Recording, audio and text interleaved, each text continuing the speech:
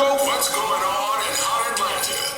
Live from Swanky 93.3 and the Heat 94.6 brings back the hottest hip-hop radio show live from K.L.P. Entertainment and K.L.P. Studios. Go! It's K.L.P. Aftermath Morning with your host, K.L.P. Kennedy Lucas.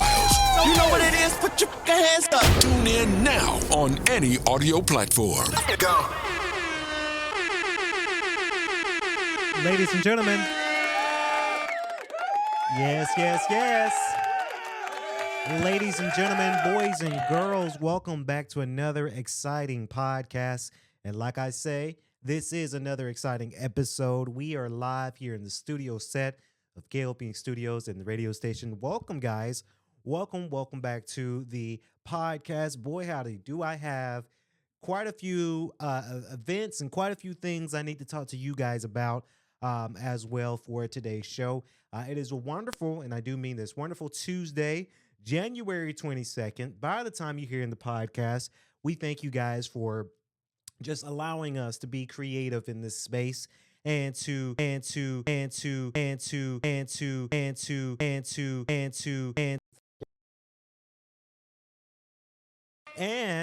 if you like prime time in the morning, and on Friday, I believe, we released our season 2 premiere of What Ha Happened Was podcast with me and Evelyn Letitia. Shout out to Evelyn again, as always. She always comes to the studio every week, and we perform a good podcast for you guys. So if you guys like that show, give us a thumbs up, give us a heart, give us a like. We work really, really hard when it comes down to our radio show. So I want to say thank you guys. Thank you guys for just staying tuned. You know, just stay in tune with our content. Stay in tune with us because we love y'all. And every time I come in here, hit the cameras and hit the lights and hit the mics and turn on everything, I get very excited for the topics of conversation. And boy, howdy, do I have a big lineup for y'all today. Like I say, it is the 22nd. The weather fooled us all. You know, it was cold yesterday, right, T? It was very, very cold yesterday.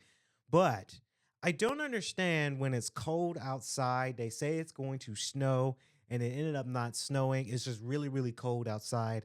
That didn't deter my day. I mean, honestly, I went to the gym yesterday, got my good workout in, came home, and then I took a shower and did some work and called it a day. Right? So I don't understand why people, a lot of companies, they do this where if it's a snow day, they're just going to cancel business. Right? We've been to Chicago, and it's colder in Chicago than it is in Atlanta, and they still operating. Business is still going on. So I don't know. It's just, excuse me. I just think it's an excuse for people to not work, in my opinion. Of course, K.L.P. Entertainment, we stayed open. We have things to do. We don't like the delays because that's what's happening. There's a lot of delays going on where, you know, if things get canceled, then there's a delay. I remember when I was waiting on my DJ turntable board, and that got delayed because of the snow. And I didn't know where my stuff was, right? So it's just one of those things. It's very interesting that happens, but I don't look, snow day, if it's really snowing out there, then yes, obviously we're not going to be traveling a whole lot, but yesterday was just cold, and it was just a lot of people work virtually. And I remember when I worked virtually, and I say this, when I used to work virtually, I took that as an off day, right? Because you're at home. You don't know what you're doing at home. Your employers may not know what you're doing at home. So it's, you know, you could just be an off day. Now, granted, I did do some work on my virtual day because they will want deliverables the next day. But I know a lot of people, they wait for, they say, hey, virtual day, hey, it's an off day for me, right? So I do say that to a lot of people as a joke, but not really. If you enjoyed your day off yesterday, fantastic. Congratulations. Honestly, you know, it did snow. It's just the weather. But I think we're tired of the snow, T, right? This is day 2 of cold weather, potential snow. We don't need more of that. I'm done. I'm finished with it because it's delaying a lot of stuff for us. We done. Let it be sunshiny, and then let spring come on, and then let summer come on. It's like I can't wait for spring, but I can't wait for spring because pollen season. If you guys know, you know, if you have heavy allergies like I do, pollen is one of those things that you just really don't want. And I'm really scared about pollen season this year because we had a very cold winter. I predict we're gonna have a very strong spring with pollen. And my new car is an all white car, so my car is gonna turn green, and I have to go to the car wash every day to wash it because I it's a new car and now it's gonna get green all over. And then there's summertime, right? It's hot summer, so um, but we still got some months ahead. We still got some time ahead, y'all. Ladies and gentlemen, boys and girls with the podcast. Yes, I do have some topics of conversation today. And I guess we'll go ahead and talk about it. See, you guys know how I do on a Tuesday type podcast. I try to talk about my WWE phase. Now, if you guys listened to last week's episode, we did a reaction or review for the for from Raw. We did it for the first premiere, and we did it for the second time around of last week. And now we get to do it again this week with Raw's January 20th episode. Comment below if you guys like when we talk about these things. Now, obviously, excuse me, we talk about sports a lot when it comes down to it. We talk about sports, right? But I leave it to shout out to Edith and Ruben. I leave it to them to talk about basketball and football on prime time in the morning. By the way, if you haven't seen the latest episode that we released yesterday, go check it out. It's available everywhere, anywhere you get your platform. We got Fred Fisher. He's a new correspondent for a new show that we're working on now. This new show is going to be not going to be that long, but we're calling it the Lucas Tribune Podcast. That is our newsy type podcast. Just me being the producer, not going into the mic in that one. It's just easier for us to produce and to give you guys the latest in news out there in the world. So they came on the show along with Edith and Ruben for yesterday's episode. So if you guys want to take a listen, it's available on any audio platforms that you get your podcast from. This is available right now.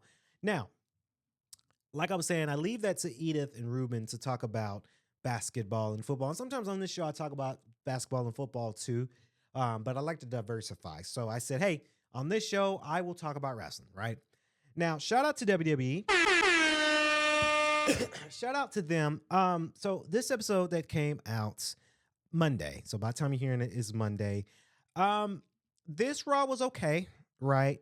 This one was just what Triple H was saying. Raw is not going to be a spectacular type episode each week, which is okay, right? Because what Triple H said on the post-interview show on the premiere for Raw for Netflix, I understand his concept, right? There's going to be some nights it's going to wow us and, hey, damn, that was a great night.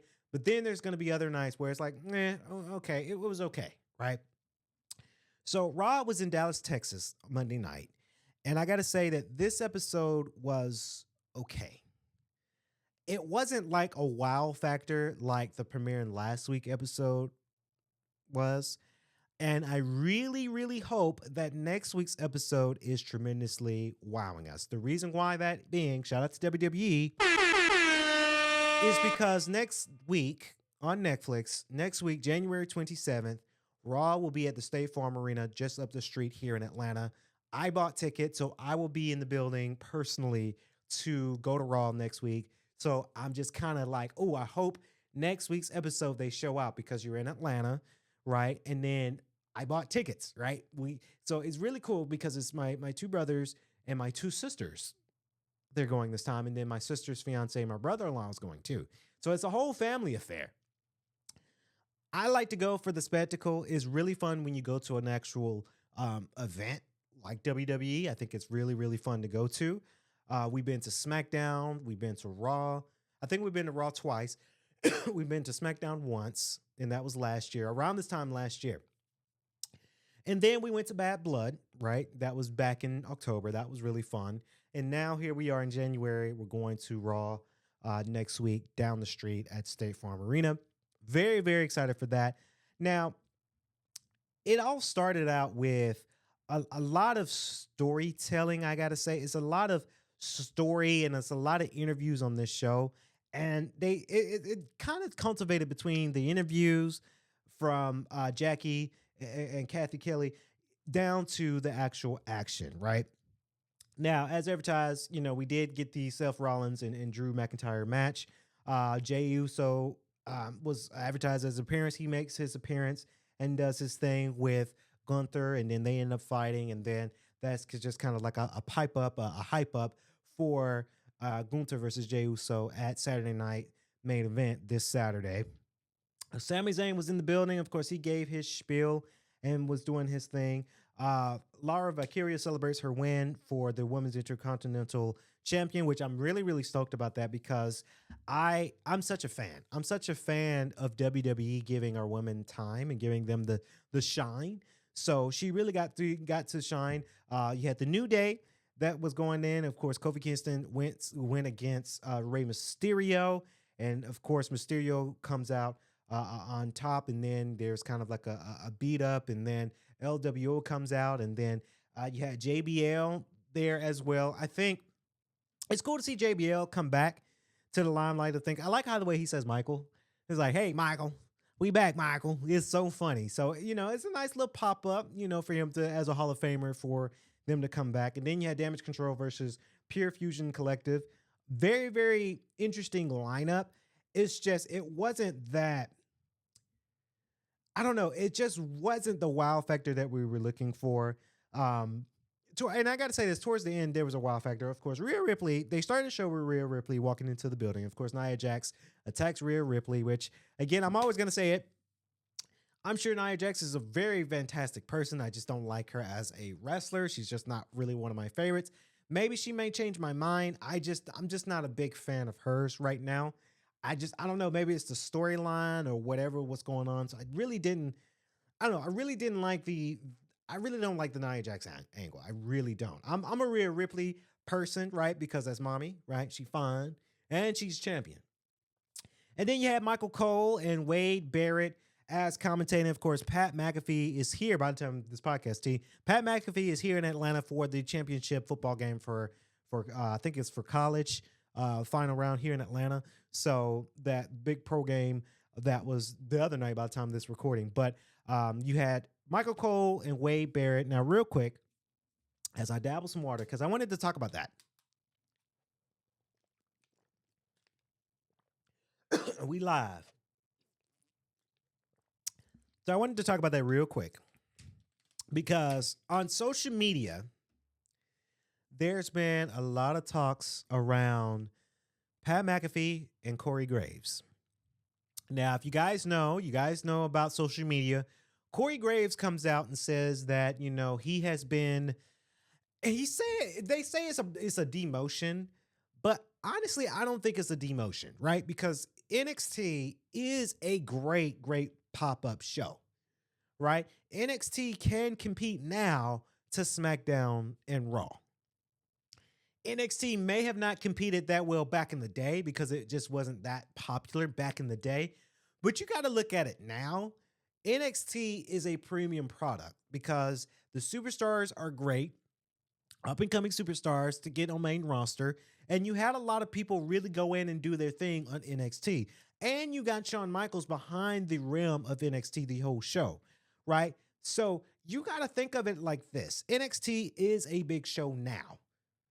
And for Corey Graves, let me tell you, I'm a little bit upset with Corey Graves because as a podcaster and semi-commentator myself, it is a dream to work for WWE as a commentator. Now, if WWE hit me up and I interviewed and auditioned, I would do my damnedest to be a commentator for WWE because I think I got the voice and I think it will be fun to do, right? But you need a level of school. Those broadcasters went to broadcasting school. I didn't go to broadcasting school, even though I could. I went to regular college, and then I went to regular college for my master's, and I'm in regular college for my PhD, right? But if the opportunity presents itself, yes, I'm a shine. So I say that to say you are in the greatest light when it comes down to commentating for WWE. So I don't agree with Corey Graves when he says, "Oh, I've been demoted from main roster. Oh, I'm not famous anymore." Right? You got to think of it like this. Michael Cole has been in the game for over 28 years. Michael Cole ain't going anywhere. Unless he's decide to retire and say, "I'm done," Michael Cole still got some years behind him and got some years in front of him. He's not going nowhere. Corey Graves got to understand, Pat McAfee he has $100 million contract with ESPN with his show. So Pat McAfee is bringing in the dough for ESPN. His show, the Pat McAfee show, makes good ratings. So you got it. WWE is thinking about it from a business perspective that Pat McAfee brings in the shine as a commentator for WWE. I like the dude in WWE. When he commentates, he is so funny because Pat McAfee is being Pat McAfee, right? It's authentic. It makes me laugh every time he's commentating and he's goofy as hell on Raw. It's making the show. You're selling the show, right? I think Wade Barrett is Wade Barrett is the commentator for SmackDown, but he did Raw the Monday night. Again, Wade Barrett is not going to sever his mouth, right? He's not gonna screw it up for excuse me for the F-bomb. He's not gonna screw it up for himself. Right? He's not.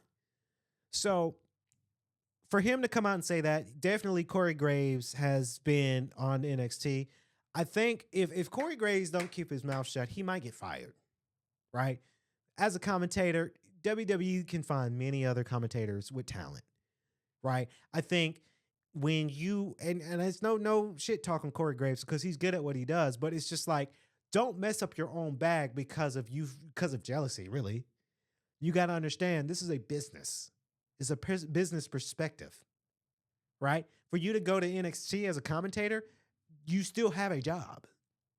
You'd be surprised where a lot of people, had commentary gigs and they get debunked or let go and then they got to find something else to do and they can't find nothing else to do. And now you got to do these really, really small shows. But NXT is not a small show. So I don't know. It drives me bonkers. There are a lot of podcasters and commentators who are independent like me who would love to have a dream job to commentate on any sporting event. We just haven't been receiving that opportunity. And then you got guys like Corey Graves who want to piss and moan and cry because WWE is thinking as a business, this is what's going to sell right now.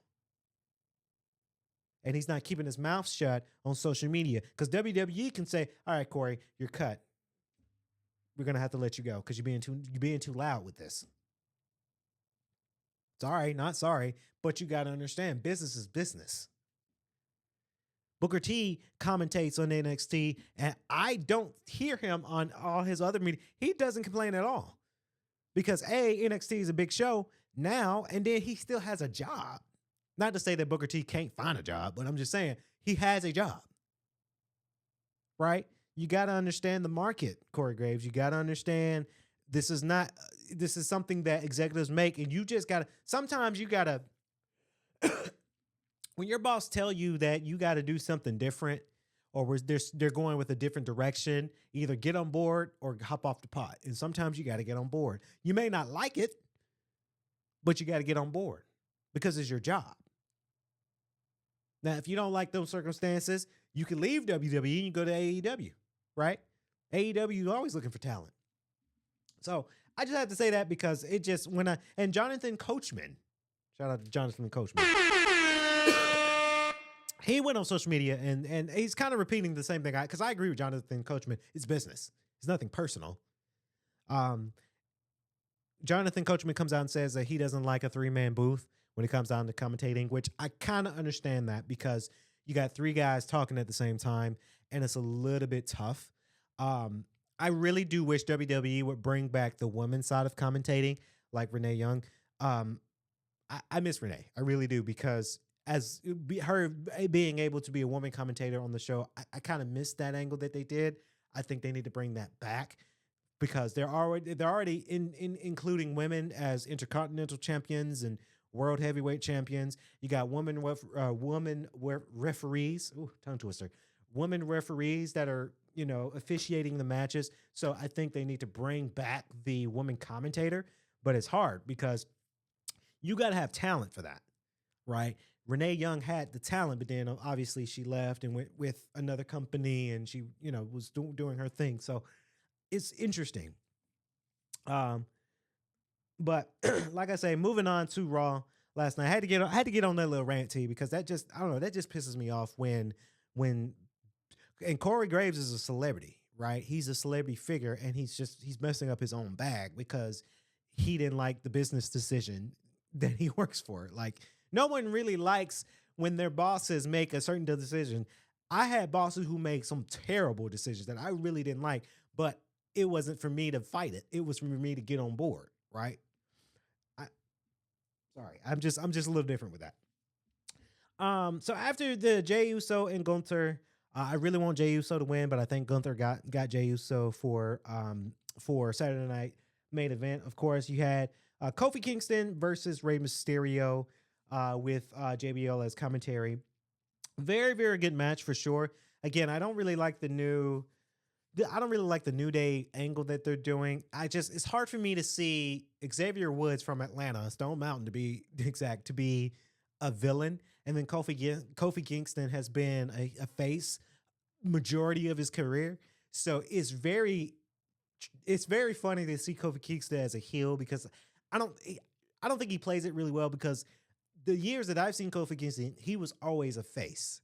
So it's very, very, I don't know. It's just one of those things. He gave JBL a $2 bill, and that was really a nice little pun because JBL played off of that. So that was very, very good. Rey Mysterio does win with pinfall, but then the New Day does some sucker shit and beats him up, and the LWO comes out and really do their thing there. Sami Zayn comes out and say, hey, we're going to the Royal Rumble, but then Kevin Owens comes out. I thought they were going to have a little clash up there, but they ended up having a monologue, and Kevin Owens leaves and say, hey, I believe in you, but I'm coming for you. And then you had the Nia Jax versus Bayley. Of course, Nia Jax wins it. Again, not a huge fan, like I said, but then you had Roxanne Perez in the crowd, and they were doing their thing there. It's just a whole lot of, and I could tell that this match too, and I say this is the part where I always say to every movie, to every show or every movie, your stuff is good if I'm so in tuned, right? If I am not in tune with what you're doing and I'm happening to flip on my phone while watching it, then I'm kind of tuned out. The audience was a little bit quiet in this match. I just want to see somebody else, right? Maybe I'm just kind of tired of the Nia Jax Bayley angle. I want to see Charlotte Flair, right? Charlotte, she did a little promo. She's getting ready to come back. I can't wait to see her come back. I want to see Tiffany Stratton, right? Hell, I even want to see Chelsea Green, even though Chelsea Green's the funny mark of her career right now. She's not. We don't take her seriously, but she's pretty and she's a champion, right? So we have the attention, but I want to see those type of matches. Like last week, Lara Valkyria versus Dakota Kai. That match was so good. I was so in tuned. That's the kind of match I was hoping from this match that night, Bayley versus Nia Jax. And I didn't quite get that from this. But after the post match, Rhea Ripley comes out and she attacks Nia Jax and say, hey, I'll see you at Saturday night's main event for a championship. So I can't wait to see how that match goes. Kudos to WWE for something that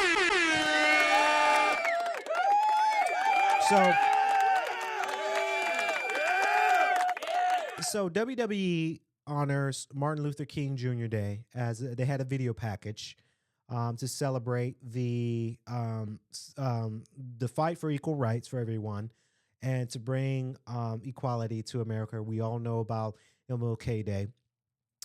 I'm glad that they went through this route because Monday was a hard day for a lot of people.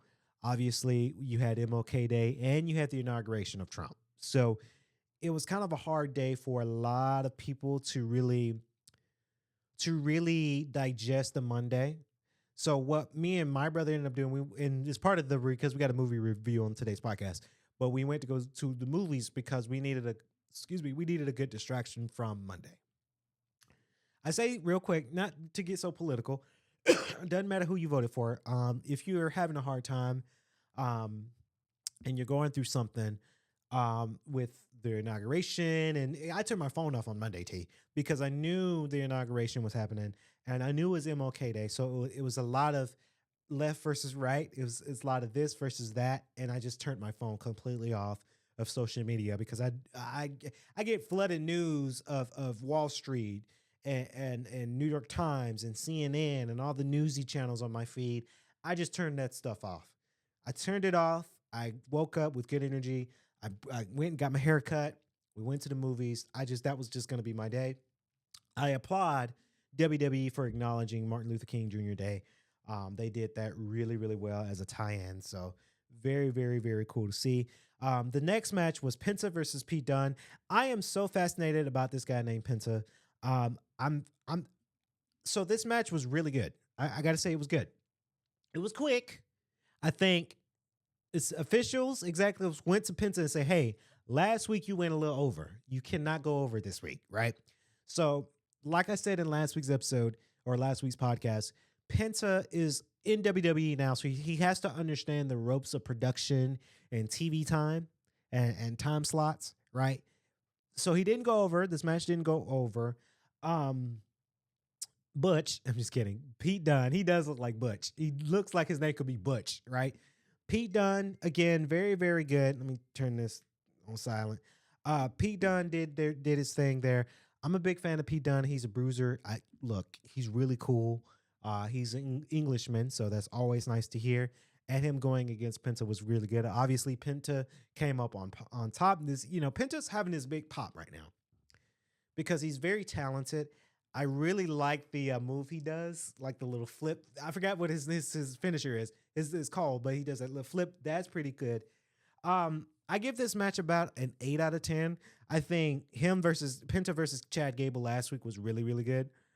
This one was good. It wasn't bad. It wasn't terrible.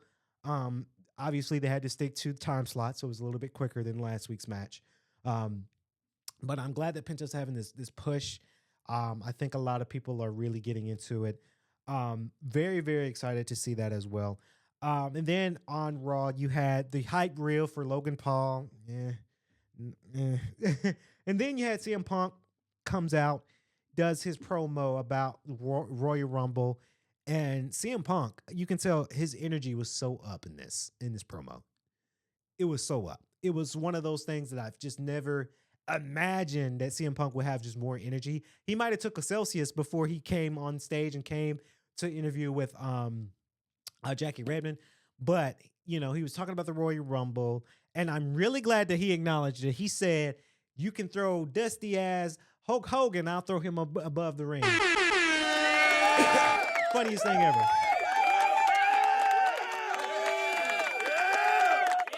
Funniest thing ever because honestly, I do think Hulk Hogan's dusty. He's old. He got a little bit political. I don't think WWE should steer away from politics right now because that is their damaging crutch. Right?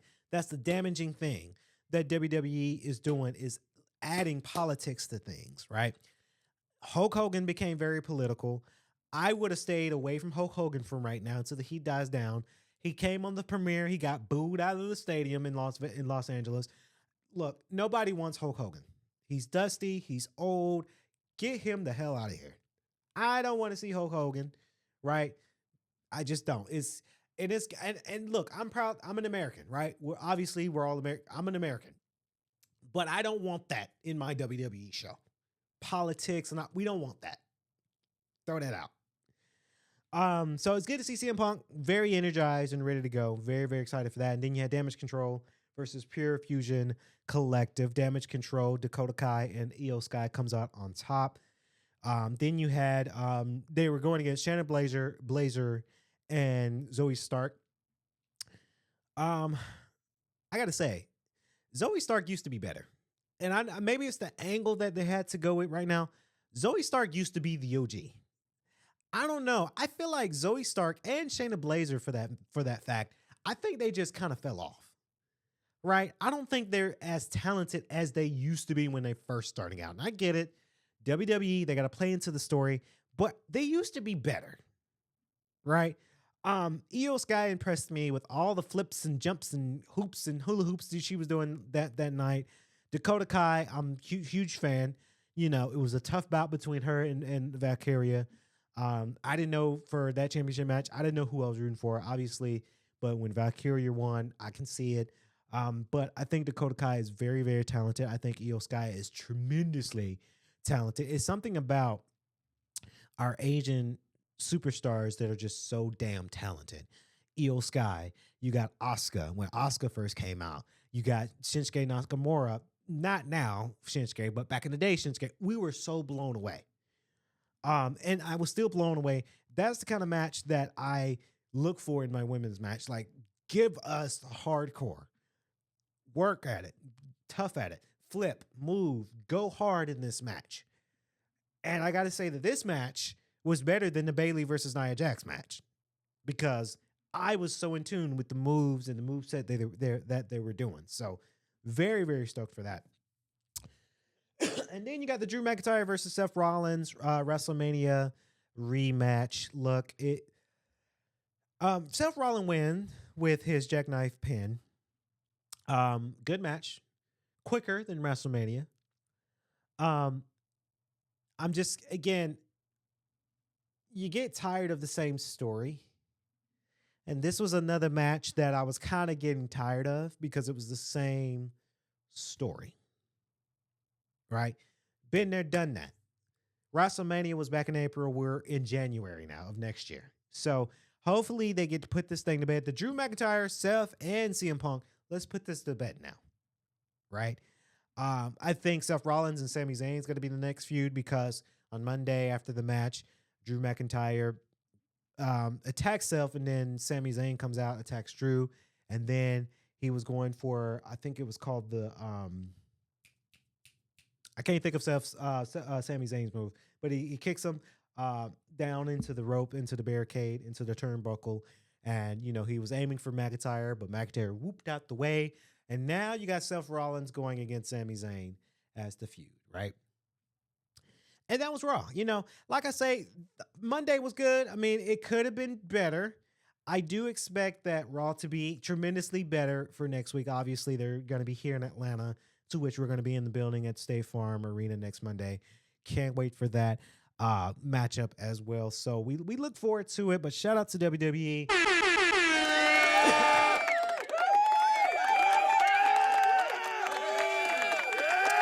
Shout out to WWE, y'all.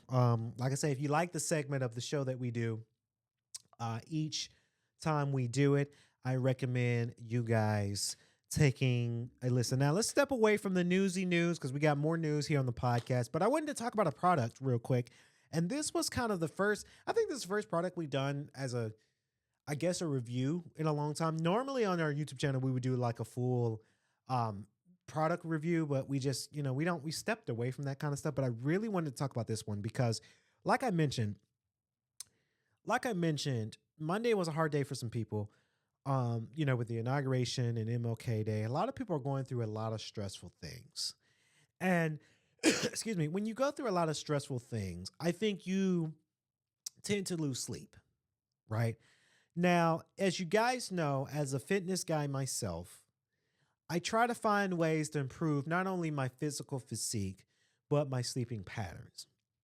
And sleeping patterns are very, very important when you're able to rest up and sleep.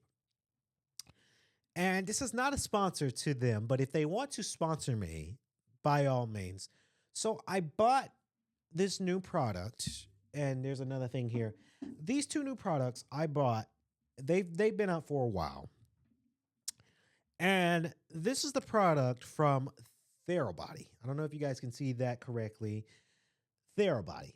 Now, I wanted to talk about this product because it is very, very important for sleep. I always say, a lot of people clown me for when they text me at 10 o'clock and I don't see their message until the next day because I text them like, hey, I knocked out. I went straight to bed. And then some people call me a grandpa. I'll be 29 this year. I think sleep is the most important thing. You don't really catch me going out late, staying up to 2 o'clock in the morning in the club anymore. I just prefer my sleep. Now, I just kind of wanted to talk about this product real quick on the show because, again, not a sponsor, but I think everybody should buy this type of product if you're having some trouble sleeping. Now, back in the day, I used to have a lot of trouble sleeping, right? To where I'm up in the middle of the night or I fall asleep at 10 and then I wake up at 2 in the morning just thinking. And it's hard for me because my mind as a business owner and business consultant and all of these things, my mind is running at 100 miles per hour. And I think this product helps me shut my brain off for a second and just not think about anything. And along with that came with meditation too. I do say this, and this is in my wrap up podcast for 2024. At the beginning of 2024, it was a very hard time, right? The first 3 months was very hard because I worked in an environment that wasn't really good for me, and it messed up my physical and mental health. And it was just one of those things where sometimes I would lose sleep because I'm up thinking about things, right? Nowadays, I've started using this product, and I'll show y'all, right? This is the Therabody Smart Goggles. Again, not a sponsor, but I love this device because what it does, it looks like a VR type of headset, but you put this over your head, and then they have a mode on here. They have a massager for heat, so it has a heat massager and a vibration massager. And it has 3 waves of vibration, 3 waves of heat. I have them both on high when I use this product. And then when you download the Therabody app, you get to listen to ambient sounds, instructors, landscaping, or sleep meditation while using this product. What it does on the side, it kind of massages your sides here, and then it massages this right here, your piece here, and then it has a mode here where it massages your eyes, and it's using vibrations and heat. And I started using this product, y'all, and I started to sleep a little bit better. This helps me shut my brain off when I'm thinking at 100 miles per hour. And I do recommend you buying there. There's 2 things that I'm going to talk about, but if you're looking for something for an aid to sleep, this is going to be your best bet. Now, this does range at $170, so not bad for what it does. This was an investment for me because I always say when I was sick and went to urgent care and had insurance and had to pay out, you can't put a price on your health, right? I know a lot of people are a little shy for cash nowadays, but you cannot put a price on your health. So if you have it to where you can be healthy, you can't put a price on your health. You cannot put a price on your health. So I end up using this, and it helps me meditate. I use this while meditating when I get ready for my bed. This is part of my bed regimen now, to where I'm in bed, things are off, technology's off, except for this thing in my phone for the app. I pop this on, I'm laying down, and this is a massager for me. I get my massage in, and I get ready for bed. Not a sponsor for Therabody, but this is something that I really recommend people buying, because my physical health with the gym and working out, I'm eating a lot of fruits now, tea. I'm eating oranges and kiwi now with water. You know, I'm changing the way I do my fitness and health, and sleep is one of those things. Sleep is valuable, right? In the last few days that I've been using this product, I've been getting up really well with energy, getting ready for the gym, getting ready for my day. Now, the cold doesn't help because it's cold outside, and sometimes I get sniffly. I've coughed quite a few in this episode. I still got that little cough lingering because of the weather. I'm not sick. I don't have the infection anymore, but I'm able to get up with energy with this piece of technology. Like I say, I recommend it. It's a massager, vibration and heat, meditation, and the app is free. So this is something that I recommend. It comes with a case and a charger, so it's really, really good. So I recommend people buying something like that. Now, the next thing, real quick, is also from Therabody that I used the last few days, and it really does help. Now, if you are strapped for cash, I say go for the smart goggles, then the sleep mask. I went for both, but if you have only the budget for one or the other, go for this one. Now, this will run you about $100, but it's needed because this is the Therabody sleep mask. This does not do heat, but it does vibration. And when you do vibration, so this is something you can sleep with. Now, with the first goggles that I just showed you guys, the smart goggles, you can't sleep in this because it's not heavier in your face, but you cannot sleep with this. This you can sleep with. I slept with this for a few nights, and it helped me improve my sleep. It's 100% blackout. You can use the app, and the app can use the vibration, and you can listen to the ambient sounds. I use the vibration after I've used the smart goggles for a last minute vibration meditation. And then I'm sleeping with it. Blackout, and I was able to get some good quality sleep within this piece of technology, this device, this sleep mask. It's not heavy on your face. You're able to move around on your pillow if you are a toss and turner like I am. I'm starting to alleviate and do a decrease on tossing and turning because when I was having trouble sleeping, I would toss and turn like a fish, right? This helps. So I really recommend you guys doing this, buying this product. Like I say, if you're going for one or the other, go for the smart goggles more than this because this will run you about 100 too. But like I say, for me, you can't put a price on your health. Um, but I wanted to say that because my goal for 2025 is to be stress free. Like I said this in my wrap up podcast. You guys can go listen to that episode. I've been stressing out last year about a lot of stuff. And this year, this is going to be the year where I am not stressing out on anything because it's bad for your health. It's bad for your mental health. I vow to myself in 2025, my mental health will not be affected this year like it did last year. So shout out to everybody. If you guys want to sponsor me for sure, sponsor me, you know. So yes, let's talk about it. We're going to talk about some gaming news real quick.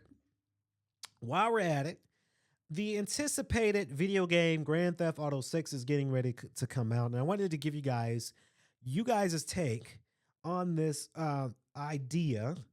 Now, analysts, podcasters, and all are saying that the gaming industry will be saved if GTA 6 has a $100 price tag attached to it. Let me tell you why this makes me nervous, y'all. Because as an avid video game lover, I'm going to play some games tonight when I get home. As a video game lover, video games have gotten increasingly expensive over the years. Now, we all know that the video game started at $30 way back in the day, and then you're seeing 40, and then you're seeing the standard 50, and now you're seeing 60, and some of these premium PlayStation 5 games, you're seeing it at 70, right? People are paying $70 for a brand new video game. A lot of people are waiting until it goes on sale because a lot of gamers know when the game comes out, you either pay the $70 if you can't wait, or you're going to wait until it goes on discount. I'm an advocate for that because sometimes I buy video games at $70 if it's an anticipated game. If it's a game that's out there that looks cool for me to play, but it's not anticipated, obviously I'm not going to spend the $70. Hell, if Nintendo Switch 2 that got announced, if that game is going to be $500, you might have my $500 because I ain't going to wait for that. Hopefully we get some games for Switch 2, but that's not the topic of conversation. Topic of conversation is I'm a little nervous about GTA 6 because I feel that they might go for that $100 price tag to just see how much, because it's a highly anticipated game. GTA made so much money with GTA 5.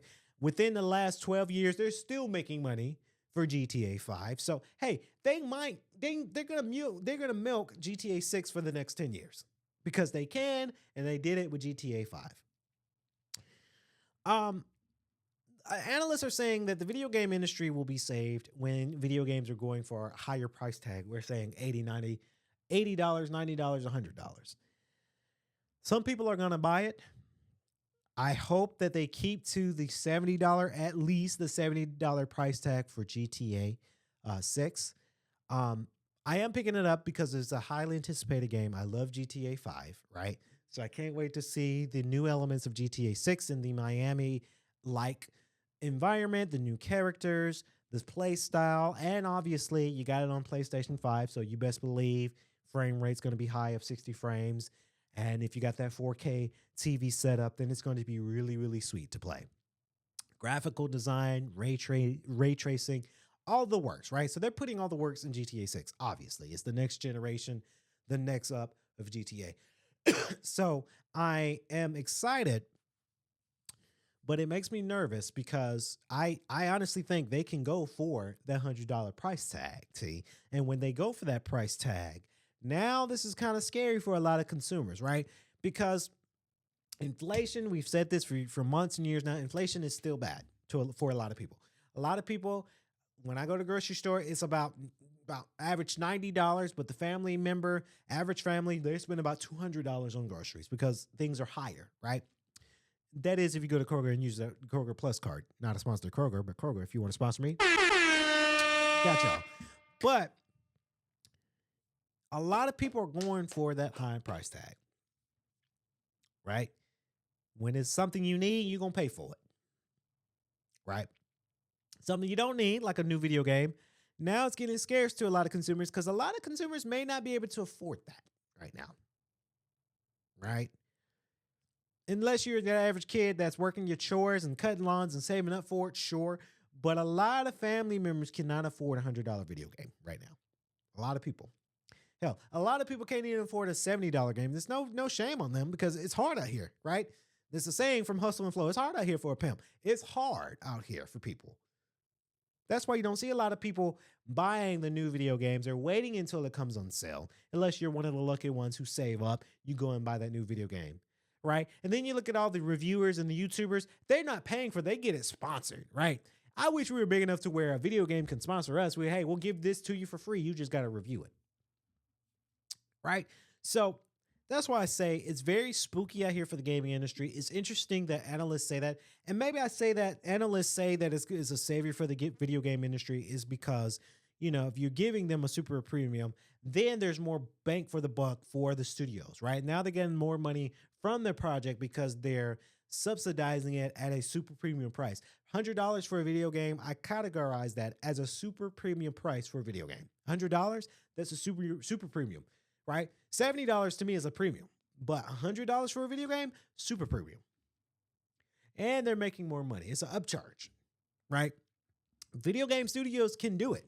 There's not a law right now that's going to regulate how much a video game is going to cost. That's why you see a lot of studios testing the waters, right? When Link Tears of the Kingdom came out, excuse me.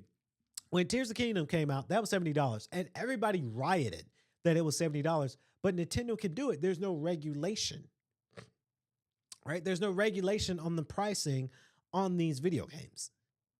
So that's why they can do it. Very, very interesting indeed. Like I say, I hope GTA 6 stays at, I want it to be 60. Hell, no. I want it to be $50 at most. But we might see that $70 price tag. The only way video games charge now for $100, if you buy the game plus all the extra crap that comes with the game, like the expansion packs.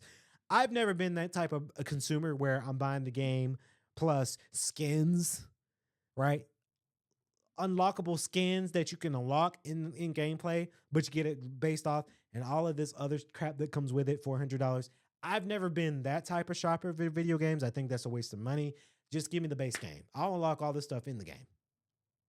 Right? There's no really real benefit to buying skins and all this extra crap. There's really especially when it's all digital, right? We all know when you buy a video game digitally, you don't really own it, right? They can just take it off the server and then bam, you're out of a game, right? We all know that, but I'm still one of those people where I shop digital because it's convenient for me. I buy that because sometimes you find a deal on digital, then you do go into GameStop, right? And then when you go to GameStop, they got to shove all that shit down your throat, like the membership program and all that. I don't want it. Are you sure you can get? I don't want it, but you can get. I don't want it. Thank you. That's why I don't really go to GameStop that much anymore. But like I say, GTA, will it be premium? Y'all comment below. We want to hear from y'all. We got two more things here on the podcast. I try to go for an hour, right? Now, this is my movie review. Yeah. Shout out to the movies. Shout out to the movies. Like I say, on occasion, I still go to the movie theaters. I do like the experience of going to the movies. And especially when going to the movies is an experience that we've experienced. And I wanted to talk about this real quick, by the way, because it makes a good story for the show. So we went to the movies. Obviously, it was me and my brother. We went to the movies Monday, right? So it was on the MLK Day, Inauguration Day. I shut my phone off. I shut it down. We went to the movies. My brother they wanted to see this new movie, and the movie we're reviewing is called One of Them Days, and they're starring Kiki Palmer and SZA. So, light spoiler alert to a lot of people. I'm gonna try not to spoil a whole lot, but I do kind of have to review the movie. So, if you don't like the spoilers, skip ahead because I do got a special topic at the end of the show that I want to talk about that's been on my mind. So, this movie I'm glad we saw because Rotten Tomatoes gives this movie a 95%. It's that good. 95% for Rotten Tomatoes. That is a good movie in my book. Metacritic's a 73% and a 7.2 from IMDb. 93% of Google users love this movie, so very, very fantastic. Lawrence Lamont did something special. He's the director of this movie. This was a movie that I'm glad we saw on Monday because this was just a relaxing movie. Take your mind off of stuff. Take your mind off of work, having a good time, and going to the movies. Now, before I get to the movie review, there's this thing that happened at the movies. Now, when it comes down to my movie going experience, I've been to the Regal, I've been to Cinemark, and I've obviously been at AMC. I like to go to AMC because we've been going to AMC for years. That's just my movie theater of choice. I like the experience. I like that it smells like popcorn, and any movie theater smells like popcorn, but AMC is just a little different. Premium experience, right? Because when you go to AMC, you're paying premium for the popcorn and the drinks and the food. You're paying premium for the seats because it has the recliner. I'm going to pay premium for a movie theater experience. That's just me. I might just be a little bougie at it. I like going to a premium movie theater for the premium experience.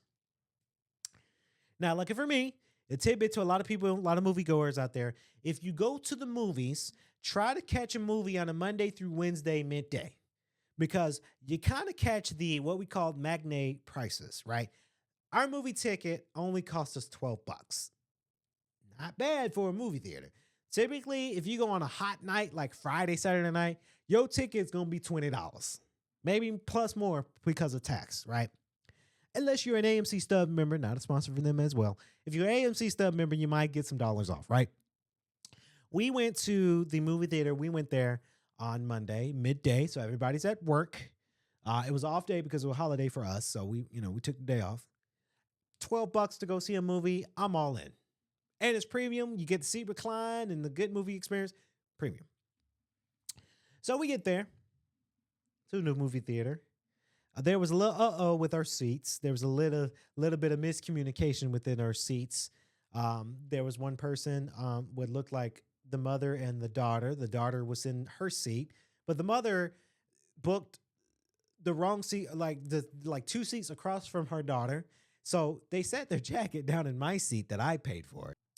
So we ended up they put a jacket on my seat that I paid for. And we were like, hey, hey, sorry, this is actually my seat. Is this your jacket? They said, hey, it's her mom, her friend. I'm like, okay, well, this is my seat. Where's your friend? Where's your mama? Now, granted, we could have just slide over, right? Because we didn't want the mother and daughter to be separated in the movie theater, right? We're cordial people, but it wasn't communicated to that. And we ended up getting the manager, and the manager had to sort this out. It turns out, she's in her wrong seat, and they kind of knew they tried to take a seat that wasn't there, so they moved the jacket. So we sat down for a second. Mother comes from the concession from food. She said, hey, I'm with my daughter. I booked on the other side of her. Would y'all mind sliding down? And then we said, had we communicated that part, we're cordial people, right? We're nice people. We're going to accommodate. Even though I paid for this seat, I'm more than willing to slide down, right? There's no problem. But the fact that you knew you booked the wrong seat and you tried to play it off in line and say, hey, that's my seat. No, that's my seat. And I got receipts. I think they were thinking that we didn't have typically when you book a movie ticket, especially with AMC, you can book your ticket on your phone and then your ticket saves on your phone, right? So I saved my ticket on my phone. We showed the manager, hey, this is what we paid for. It's on our phone. there was some lying going on. So I told the mother, and we felt bad because it was an older mother, right? And we was like, hey, next time when you want to say, just be honest with people. Communicate. It's like, hey, we booked the wrong seat. I'm over here, but my daughter's here, and I need to sit here. Would y'all mind sliding down? Is that gonna be a problem? We're cordial people. We gonna make the movie experience fun for everybody. But it's the communication, it's the principle that we like. And I think a lot of people got to understand that. It's all about principle. It's not about being petty. It's not about, hey, I paid for this, so I want it. No, it's the principle of it all that, hey, I paid for it, but if you need some accommodations made, be honest with us. Right? Don't lie and say, hey, we booked that seat, and then we show you the receipt. That's actually my seat, and then you look dumb in the face. Be honest with us. Communicate. We'll make it happen. So we end up making it happen. Me and my brother, we slide down. The mother's sitting next to her seat. We all having a good time at the movies, right? So I say to a lot of people, it's the same thing as going to a concert. If you book a certain ticket, a certain seat for a concert, you can't take somebody else's seat that they paid for that specific seat. It's like you go into a concert, you sit front row, you want to sit front row, but you didn't book front row, and then you taking somebody else's seat who booked front row and who paid that premium price, and you taking their seat, and then you got to get the manager involved, and then you look stupid in the face. Right? And then the manager say, well, you're in the wrong seat. So you didn't pay for this. So he did. So you're going to have to move. Right? Principle. But all of that aside, one of them days is Keke Palmer's and SZA's latest movie. Now, here's the synopsis of the movie. When her boyfriend takes all her rent money, Alyssa, played by SZA, and her roommate race against the clock to avoid eviction and keep their friendship intact. How original. How original. In a good way. It's so original. This movie was so funny because the two friends of Drew, who plays played by Keke Palmer, Alyssa, played by SZA. And let me tell y'all, and SZA, if you're watching this podcast, this goes out for you. Air horn. SZA, you can act. SZA, I think you need to be an actress along with your music, because we all love your music. But as an actress, you need to do that. Because in this movie, I've seen some podcast shows and some content from Keke Palmer. She's funny as hell. She's original. She's made it in life, right? As an actress as well. It felt like Keke and SZA was just best friends having casual conversation in this movie. It didn't seem like, even though it was acting, it didn't seem like acting. It seems like they were just so into it. Like they were best friends. And they're probably best friends in life for real. But they seemed like best friends, pun intended, because they're best friends in this movie. But it felt so natural. It didn't felt fake. It didn't felt so intrigued into the movie. It felt so natural. So they're going against it. Of course, they get a new neighbor, Bethany, the little white girl who's indulged in black culture, and she has no clue about black culture. The character does. Then you got Cat Williams. Cat Williams plays this guy named Lucky. He's the homeless guy in Los Angeles. And this is based off in Los Angeles, by the way. And he plays the homeless guy in Los Angeles. And he's going around. He's following these ladies to make sure they make right decisions. They've done all kinds of stuff to get some money because SZA's character, Alyssa's boyfriend, takes all the money, finessing all the money, takes the money because Alyssa, and let me tell you, ladies out there, if you do this, never in my right mind, if I need to pay rent to a landlord, I wouldn't give it to my significant other who I'm just screwing around with because you don't know what they're going to do with that money. Alyssa dumb for this one. SZA's not done because but her character, very dumb for this. Giving rent money to your boyfriend to give to the landlord. And the boyfriend said, peace. He packed up his shoes. Kind of spoiler alert, guys, just a little bit. He packs up all his stuff. He leaves with the money, and then they ass out, and then the landlord say, hey, if I ain't get my money by end of the day, you guys will be evicted. That's standard. That's how it works. If you don't pay rent, you get evicted. That's just the common sense, right? So they do quite a few things. They go to a blood donation drive to make money to get a blood drive done, and that didn't work. Janelle James is in this movie. If you guys don't know, she plays the principal at Abbott Elementary, multi Emmy winning show. So it's good to see her on the big screen doing a movie. Funny as hell in this movie, very very funny.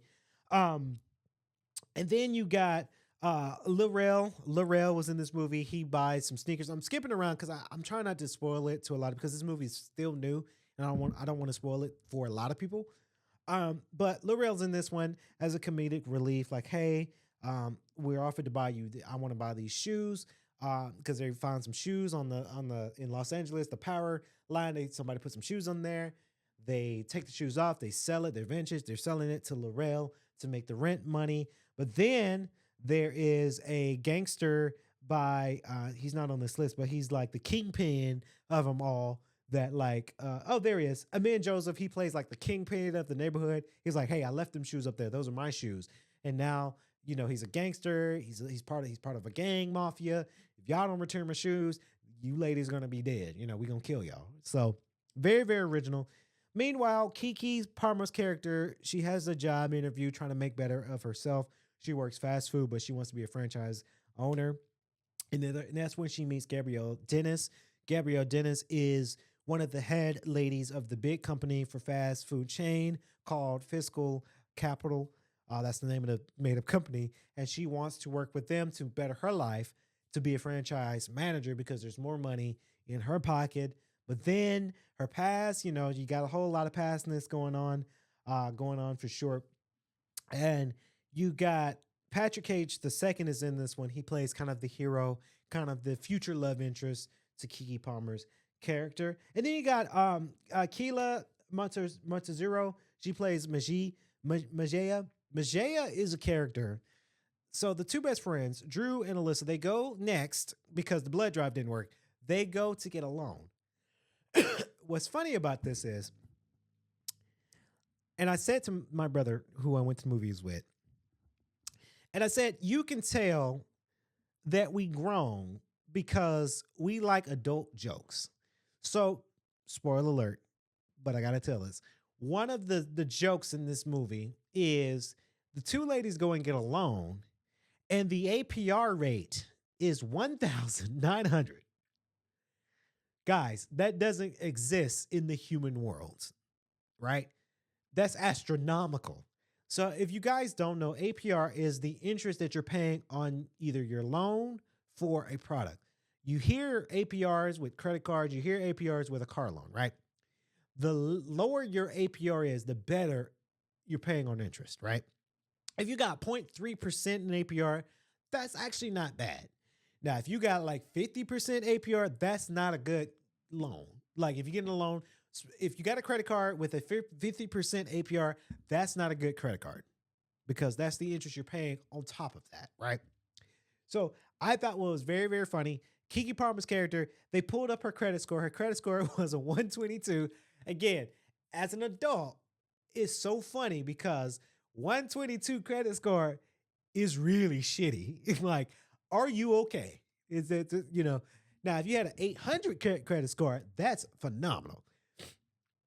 I'm not going to announce what my credit score is because I know I saw this one video, David DeFranco, one of his good videos. He did a video and he said, yeah, my credit score is this, and I don't even want to repeat it. He said his credit score on a video, viral video. I'm like, I wouldn't have done that. You don't want people to know what your credit score is. That's something you keep. It's like telling people your social security number, right? You gotta keep that secret. So again, as an adult, it was very funny.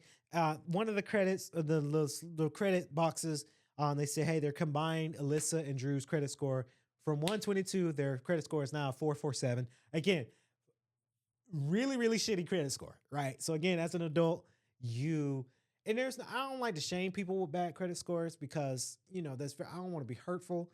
But when you got a low credit score, if you got a 122 credit score, I'm gonna laugh at you. I'm just gonna laugh at you. I'm sorry. That's bonkers. You can't live off a 122 credit score. You just can't, you know. And like I say, this movie the origin story around, like, I like movies where they have it to where they're telling a story and the story lasts a day, right? A whole day of them trying to figure out how they're going to get rent money, within the span of an hour and 40-minute movie, right? So I get very, very excited. I like storytelling like that. You had another lady that's not on this list of cast members, which maybe I might have overlooked, but you have this character. Her name is Bernice, and Bernice is the side bad person. She is one of those baddies, I guess, who follows Drew and Alyssa, Kiki and SZA's character, because the boyfriend was cozy up with Bernice with the rent money, and they went to go get the rent money back from the boyfriend. But the boyfriend was at Bernice's house, and Kiki had to make a distraction for Bernice while SZA tries to get the rent money. Of course, the boyfriend spends the rent money, and then Bernice finds out that they were in the house, and then there was a whole goose chase throughout the movie. So Bernice, that character, I'm scared of that character. I do not want to have a girlfriend like Bernice. That scares me. I'm too good for that. No. But like I say, without spoiling too much, guys, this is a good one. Congratulations to Kiki and SZA.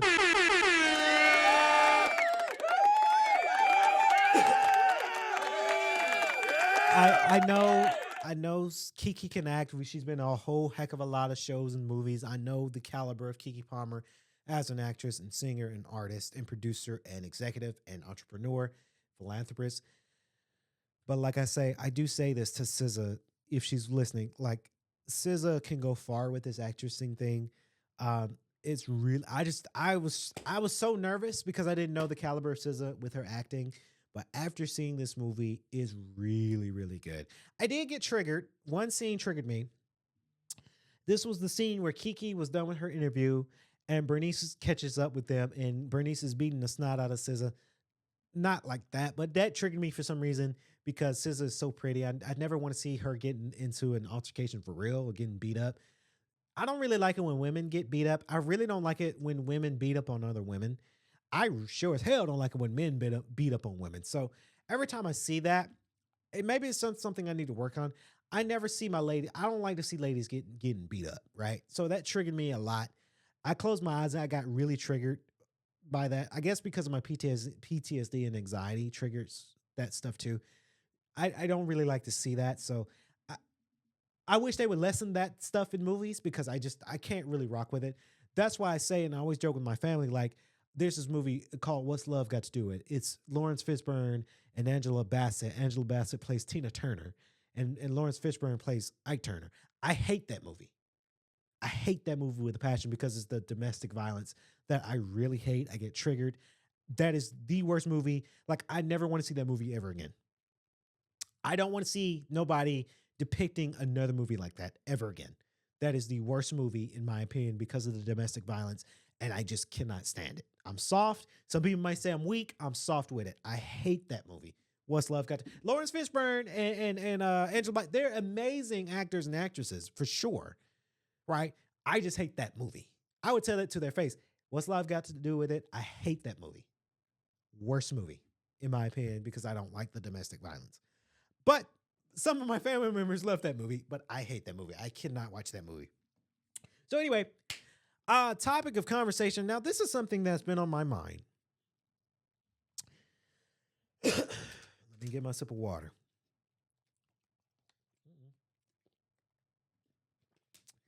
So this is a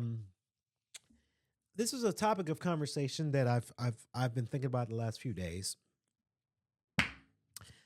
And I might be a little. I'm gonna try to be objective. I'm gonna try to have objectiveness within this one. I am starting to realize that a lot of people don't want to do much in their lives. And I'm going to expand on that. You want to know what grinds my gears, y'all, and T, and producers, and everybody. What grinds my gears is when you reach out to people about a new business opportunity or new thing to do to really enhance maybe their lives and maybe something that would be something dope for them to do. And they don't respond. They ghost me and my team, or they're not interested. But then you see them on either social media or their business, and they're not really doing so good, or they're trying to figure out what the hell it is they're trying to do. And then it's like, damn, I could have offered you an olive branch here. I could have offered you something dope for you to do, and you didn't. You just kind of said, nah, we're good. But then when I look at yours, I'm like, well, you haven't posted this, and you haven't posted in about a year, or you haven't done this as a business venture in 2 years, right? And it's cool, but it grinds my gears because I'm doing the communication and I'm reaching out and I'm giving them opportunities and chances. And I say that because it's yesterday. I've reached out to I say big, they got like 3,000 followers, right? So a big platform.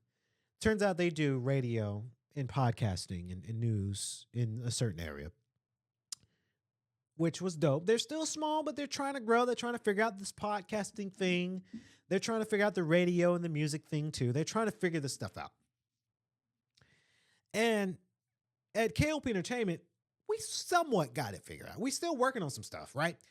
But I think my resume speaks for itself when I know what I'm doing in radio, in podcasting, right? I may not be the Breakfast Club. I may not be Rory and Maul. I may not be the Joe Budden podcast, right? Because those are bigger networks, right? But here in Atlanta, I think I got something figured out to where I want to share my expertise and my knowledge and the things that I want to do. Right? So I reached out to this group and I said, hey, this is something that we do. Hey, why don't you come on? Like, if you need help in this, I can show you these things. Right? This certain network, you seem like you're starting to start your podcast, but you're having some troubles either with equipment or the know-how or distribution. I can come in and help you do this and we can produce a show together. Pitching to them, right? Pitching to them, showing all the channels we got here. This is what I do. This is the equipment I use. I can help you out with this. I'm pitching to you. This was back in September, y'all. They reached out to me yesterday as of January. So you had September, October, November, December. You had 4 months. And after 3 weeks, I'm thinking, okay, well, they're not interested. I'm not going to force it on them. I'll move on to the next thing. But then they reached out to me yesterday and said, hey, we got this. They reached out to me and said, hey, the guy said, whoever responded, they said, we're a little late in responding to you. I'm like, yeah, you're 4 months behind. I've messaged you 4 months ago. I moved on. We're a little late. We're going to look at your stuff. Thank you for sending your info. And that grinds my gears is because you guys are huge, but they're not that big. See, a lot of people think that they're bigger than they are, myself included. I blame myself too, because sometimes I get in my head like, oh, I'm bigger than this. I don't think I try not to make sure that I'm not bigger than I'm actually am, media wise, right? Our business is growing, but it's not super big, right? We don't have millions of followers. And that's the thing with this network. You don't have millions and millions of followers. You got thousands, you got 3,000, which is great because I got 3,000, right? We're growing. And it sucks because I can tell this is a predominantly, not to get racy here, but predominantly Black business. And it's like, this is what I said in my wrap up. We are doing a sucky job on Black support. We are. Where a Black media company tries to aid another Black media company and try to help each other grow. And we're going to separate ourselves. We're going to focus on our own thing. And black, we're not supporting other Black people and other Black companies, right? Because we get ghosted. We don't get a response. Right? And it sucks because we're not supporting each other. It's the same thing I said to you in my support in my wrap-up podcast. Go check that out. But it's the same concept. And I guess I just get kind of tired of reaching out to people and organizations who are small, who's trying to figure out this podcasting thing. And I tell them, I have the equipment. the lights, the studio, the mics. We have the equipment by the grace of God. We have the equipment to help you grow. But if you ain't going to respond to me, I'm not going to waste my time. Right? And it's the same thing that I'm having to the two ladies that might be listening. I'm sorry to put y'all on blast, but I'm putting y'all on blast. The two ladies that I was supposed to be doing the all-female podcast, I've responded. I sent messages and no response. I'm like, all right, ladies, you're not about it. And it's cool. Right? It's cool. I reached out to another lady to join the podcast, and she said she's not interested in podcasting. And it's cool. Like, I ain't mad. I ain't frustrated. But I see your gram. You ain't got much going for yourself right now. Sorry, not sorry. Sorry, I got to get a little harsh here. But I have the impression for myself that I try to have something going for myself. Whether it's podcasting, my new movie Syndicate's getting ready to get released. Trailer's coming soon, by the way. I'm doing stuff. I'm doing sports production outside of K.L.P Entertainment. I got shit going. And then I have people that's in my circle on my social media, and they're so dope and talented on their media talking about random shit on their social media. I say, that needs to be a podcast. You don't know what your potential can go until you try.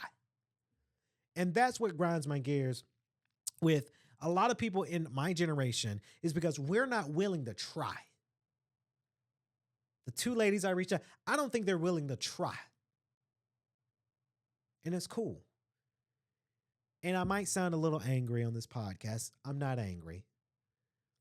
But it just pisses me off when I have young folks who, at least my age or younger, who has potential, and I see their potential, but they're not willing to try. Right? And I'm not comparing myself. And it's not just my ladies. I'm not lady shaming. It's my gentlemen too. I got a lot of gentlemen friends who ain't got shit going for themselves. And I get it. We have to work to pay our bills. I'm doing the same thing. But damn it, I'm able to work and pay my bills, do my media stuff and my articles with the Lucas Tribune, film a movie, filming other movies outside of K.L.P Entertainment, do sports productions, and I'm in school for my freaking PhD. I'm able to do all of these things because I'm willing to try. I'm willing to work hard and hustle. And I say to a lot of people, podcasting is not going anywhere. That's why I praise Evelyn Letitia. Shout out to you. Because every week, Evelyn say, okay, what time can I come to the studio? Are we doing a podcast this week? I think we should talk about Evelyn Letitia is dedicated to What Happens Was podcast. That's why I love doing that show, because she is so educated. Mind you, she's coming from South Carolina. She comes to Atlanta to do the show. Dedication. But I can't get people together to do an all ladies podcast. Sorry, ladies. If you're watching, I'm sorry. I got to put you out on blast because you hurt my feelings. Messaging. And then they message me back. And I get so excited. I got so excited because damn, they really want to do it. Okay, dope. Crickets. So I say that to say to my audience, I think the all ladies podcast is dead. Sorry. I tried to put it together, but people don't want to respond. And like I say, I'm not bitter. I'm not disgruntled. I'm not angry. It's just a part of me is just kind of like bummed and disappointed because I feel like I'm wasting my time. And it's the same thing with the other network that reached out to me yesterday. I don't want to waste my time with people who are not about it. I just don't. Right? If you're too busy or you're too focused on something else, right? Or you just don't want to do anything at all, cool. There's this one girl that I was trying to get to do on the show. She's a model, right? Doing her model thing, which is great. Modeling is good. I'm not going to say that modeling can't be big because hell, I got quite a few friends who model, but they work hard at it. They're trying to figure out how to be creative with it. This girl, I ain't gonna put her name out on blast, but this girl's a model, but I ain't seen you. What you have been in the show in a minute. but then you want to do astrology and conspiracy theories on social media. Like, if that's what you want to do, honey, by all means, but this sounds like a podcast. Right? Nah, I don't want to be on a podcast. Okay. All right. Cool. And I guess I got to learn that not everybody has the same mindset as me. Not everybody needs a podcast. Not everybody wants to do a podcast. And for me, I'm learning that I can't make people shine. And that's one thing I got to learn, that I cannot make people shine. People are going to do what they want to do. People are going to do a whole lot of things that they want to do. Like I say, to the people who are not motivated enough, I wish you the very best of luck in this life. I think a lot of people, my generation, just doesn't have the hustle mentality. And I got to learn to accept that not everybody has the hustle mentality the way I do. It's strange. And I guess that it's family based too, because if you look at my siblings, everybody is hustlers. My brother, he's an actor, right? Big brother, he's an actor. He hustles. My sisters, both of them, they're creative writers, but they're executives. They hustle. One of my sisters do marketing media for our family business. She hustles, right? Down to me, everybody knows what I do. Down to my little brother, they own a modeling agency and they're getting booked, but they hustle too, right? I got to learn that everybody outside my family does not have the hustle mentality. And I'm learning that, and I got to digest that, right? And a part of me is like, you can't save everyone, Kennedy. That's something my little brother said. You can't save everybody. Everybody just don't want to have shit going for them. You got to let them do them. And I got to learn how to do that. I got to learn how to be in that mode that I can't save everybody with this media thing. I can't do it. But to a lot of people who ain't got shit going, shout out to y'all. I guess have fun being a bum. I'm kidding, but for real, like it bugs my. That's one thing I was thinking about the last few days, where I'm getting silent treatment from people I'm trying to reach out to, down to people who responded to me 4 months late. Honestly, I probably won't even work with that group, because if you're going to respond to me 4 months late, you're not about it. You're scrambling. I just don't have time for that scramblingness. To a lot of people who ghost me, because I've had a lot of people ghost me within trying to build a podcast. Look, I don't have time for you. I just don't. Like, if you're not about it, cool. I tried. We'll talk. I wish you best luck. We can still be friends, right? I'm not mad. It's just, don't waste my time with this, right? Because I'm just too busy, right? You want to do you do you. Figure it out. But like I say, I'm not disgruntled, not mad. Comment below. Am I wrong? I don't think I'm wrong. But if I'm wrong, comment below. We want to hear from you. So that's going to wrap it up our podcast today. Today, guys, I gave y'all an hour and 20 minutes. This was a beefy podcast, but we hope you guys like this one. I was in my feelings a little bit, but, gave you some reviews. I do want to say to everybody who's been watching our content, down to Primetime in the Morning, down to What Happened Was podcast, down to K.L.P. Aftermath, this podcast, we thank y'all so very much.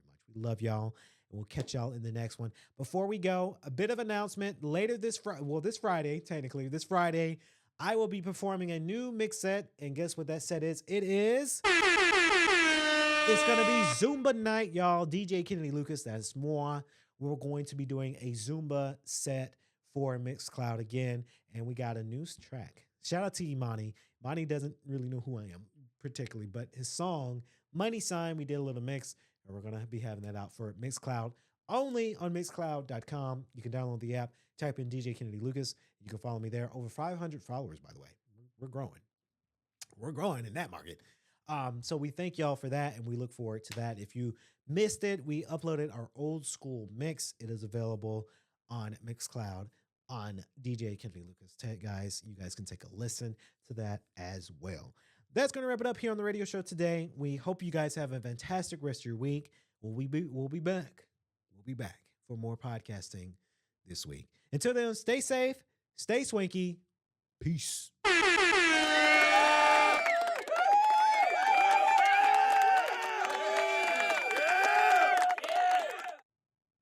Go! What's going on in Hot Atlanta? Live from Swanky 93.3 and the Heat 94.6. brings back the hottest hip-hop radio show live from K.L.P. Entertainment and K.L.P. Studios. It's K.L.P. Aftermath. Morning with your host, K.L.P. Kennedy Lucas. You know what it is? Put your hands up. Tune in now on any audio platform. Go.